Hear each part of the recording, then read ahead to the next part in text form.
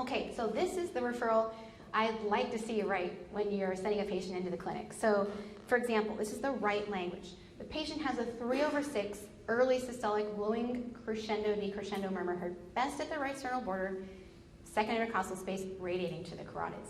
This would be ideal. What we usually get is murmur, see patient. And unfortunately, we want to help, but we don't really know what we're helping with. So other terms you want to throw in just to mix it up a little bit and make it more exciting.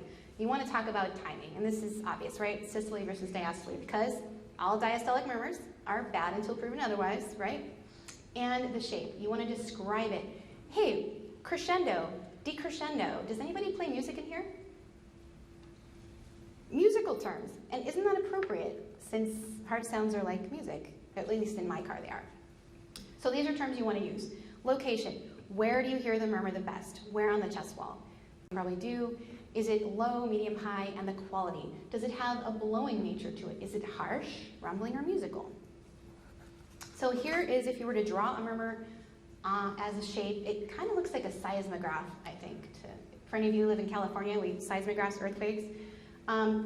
But here's how I kind of remember the crescendo decrescendo. I think of the heart pushing really hard, so it's really loud, crescendo, and then decrescendo, it kind of fades down. That's kind of how I remember it in my head. And also a good example of a crescendo decrescendo murmur is aortic stenosis. Grading. Your grade 1, not going to be my grade 1. Your grade 3, not going to be my grade 3, and not going to be your grade 3.